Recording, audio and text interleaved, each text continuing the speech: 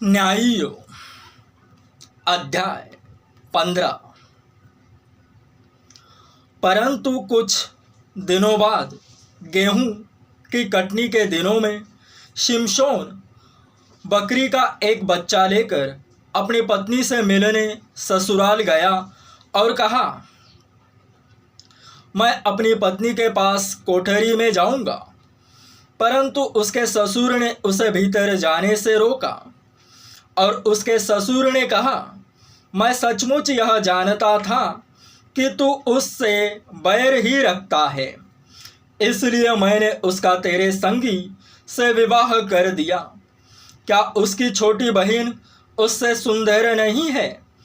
उसके बदले उसी से विवाह कर ले।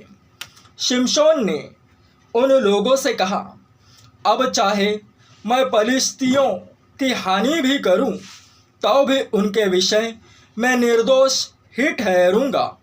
तब शिमशोन ने जाकर 300 लोमड़ियाँ पकड़ी और मशाल लेकर 2-2 लोमड़ियों की पूंछ एक साथ बांधी और उनके बीच एक एक मशाल बांधी।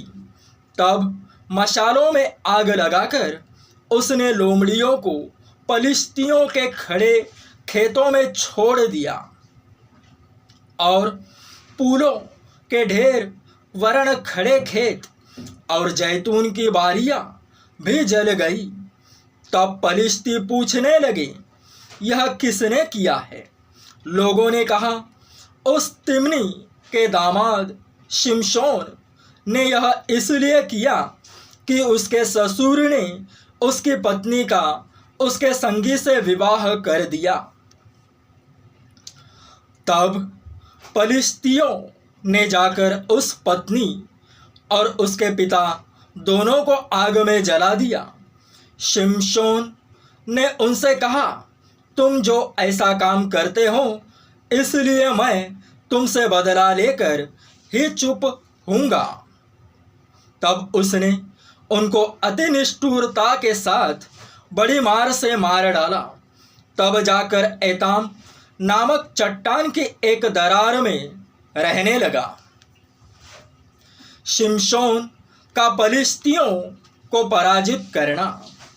तब पलिश्तियों ने चढ़ाई करके यहूदा देश में डेरे खड़े किए और लही में फैल गए।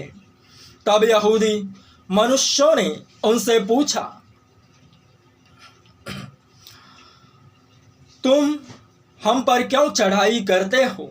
उन्होंने उत्तर दिया, शिमशोन को बांधने के लिए चढ़ाई करते हैं कि जैसा उसने हमसे किया वैसा ही हम भी उससे करें।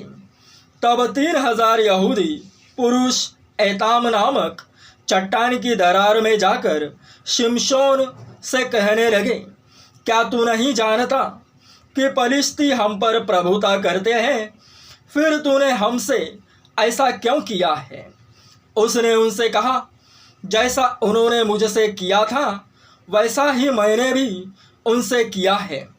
उन्होंने उससे कहा, हम तुझे बांधकर पलिश्तियों के हाथ में कर देने के लिए आए हैं। शिमशोन ने उनसे कहा, मुझसे यह शपथ खाओ कि मुझ पर प्रहार न करोगे। उन्होंने कहा, ऐसा न होगा, हम तुझे बांधकर उनके हाथ में कर देंगे, परंतु तुझे किसी रीति मार न डालेंगे। तब वे उसको 2 नई रस्सियों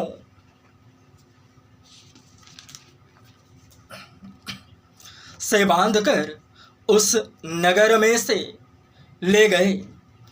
वह लही तक आ गया तो पलिश्ती उसको देखकर ललकारने लगे। तब यहोवा का आत्मा उस पर बल से उतरा और उसकी बाहों की रस्सियां आग में जले हुए सन के समान हो गई और उसके हाथों के बंधन मानो गलकर टूट पड़े। तब उसको गदहे के जबड़े की एक नई हड्डी मिली और उसने हाथ बढ़ाकर उसे ले लिया और उससे 1000 पुरुषों को मार डाला।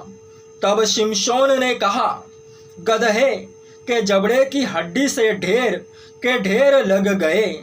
गदहे के जबड़े की हड्डी ही से मैंने 1000 पुरुषों को मार डाला। जब वह ऐसा कह चुका तब उसने जबड़े की हड्डी फेंक दी और उस स्थान का नाम रामतलही रखा गया। तब उसको बड़ी प्यास लगी और उसने यहोवा को पुकार के कहा, तूने अपने दास से यह बड़ा छुटकारा कराया है, फिर क्या मैं अब प्यासों मर के उन खतनाहीन लोगों के हाथ में पड़ूं? तब परमेश्वर ने लही में ओखली सा गड्ढा कर दिया और उसमें से पानी निकलने लगा। तब शिमशोन ने पिया। जब शिमशोन ने पिया तब उसके जी में जी आया और वह फिर ताज़ा दम हो गया। इस कारण उस सोते का नाम एनहक्कोरे रखा गया। वह आज के दिन तक लही में है। शिमशोन तो पलिश्तियों के दिनों में 20 वर्ष तक इज़राइल का न्याय करता रहा।